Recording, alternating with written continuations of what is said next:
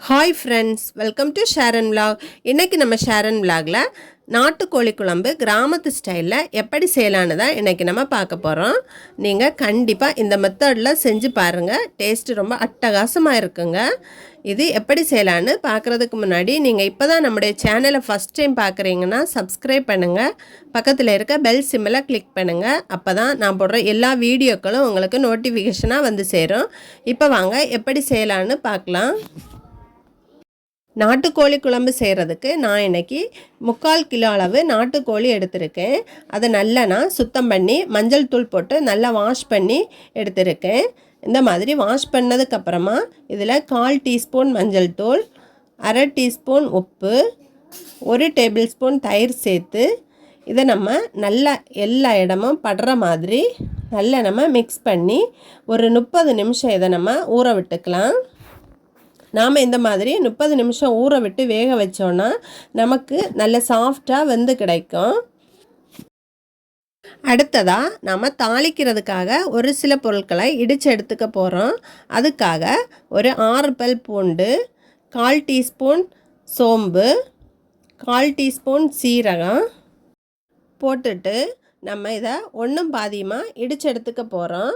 மிக்சியில் போட்டிங்கன்னா நீங்கள் பல்ஸில் விட்டு எடுத்துக்கோங்க. இப்போ பாருங்கள், இந்த அளவுக்கு நாம் இடிச்செடுத்தால் போதும். இப்போ அதே உரலில் நான் 150 கிராம் சின்ன வெங்காயமும் கூடவே பாதி பெரிய வெங்காயத்தையும் சின்னதாக கட் பண்ணி எடுத்திருக்கேன். இதில் சின்ன வெங்காயத்தில் ஒரு 6 மட்டும் எடுத்து நம்ம தனியாக வச்சுக்கலாம். மிச்சத்தை ஒன்றும் பாதியமாக இடித்து எடுத்துக்க போகிறோம். நாம் கட் பண்ணி செய்கிறத விட இந்த மாதிரி இடித்து செஞ்சோன்னா டேஸ்ட்டு ரொம்ப நல்லா இருக்கும். மிக்சியிலனா பல்ஸில் விட்டு எடுத்துக்கோங்க.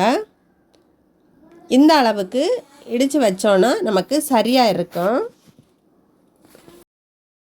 அடுத்து நம்ம மசாலா அரைச்சி எடுத்துக்க போகிறோம். அதுக்காக ஒரு மிக்சி ஜாரில் 1/2 கப் அளவு துருவின தேங்காய் எடுத்துக்கலாம். கூடவே ஏற்கனவே எடுத்து வச்ச அந்த சின்ன வெங்காயத்தையும் அது கூட சேர்த்துக்கலாம். கூடவே 1/2 டீஸ்பூன் சீரகம், 1/2 டீஸ்பூன் மிளகு, 1 டீஸ்பூன் கசகசா, 1 டீஸ்பூன் சோம்பு, இதையெல்லாம் சேர்த்து நம்ம இதை நல்லா அரைச்சி எடுத்துக்கலாம். இந்த அளவுக்கு திக்கான பேஸ்ட்டாக அரைச்சி எடுத்துக்கோங்க. அப்போ தான் நமக்கு குழம்பு நல்லா டேஸ்ட்டாக இருக்கும். இப்போ நாம் குழம்பு செய்ய ஆரம்பிக்கலாம். அதுக்காக ஒரு குக்கரில் 1/2 டேபிள் ஸ்பூன் ஆயில் சேர்த்துக்கலாம். நாட்டுக்கோழி குழம்புக்கு நல்லெண்ணெய் சேர்த்தோன்னா ரொம்ப நல்லா இருக்கும்.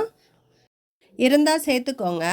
இப்போ எண்ணெய் நல்லா சூடானதும் ஒரு பிரிஞ்சி இலை, ஒரு பட்டை, 2 கிராம்பு, 2 ஏலக்காய், ஒரு நட்சத்திர சோம்பு, இதை எல்லாத்தையும் போட்டுட்டு நல்லா பொரிய விட்டுக்கலாம்.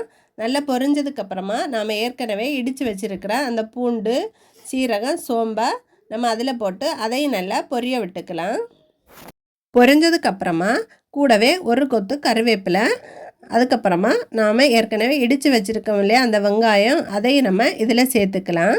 கூடவே கொஞ்சமாக கல்லுப்பு போட்டு வதக்கணும். அப்படின்னா வெங்காயம் நமக்கு நல்லா வதங்கி கிடைக்கும்.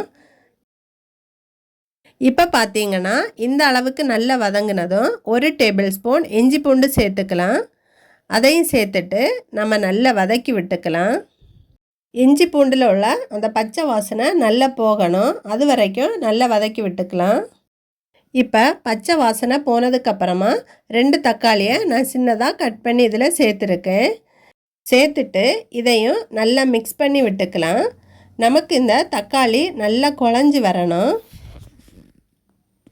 அதுக்காக 1/4 டீஸ்பூன் மஞ்சள் தூள் சேர்த்து இதை நம்ம நல்லா மிக்ஸ் பண்ணி விட்டுக்கலாம்.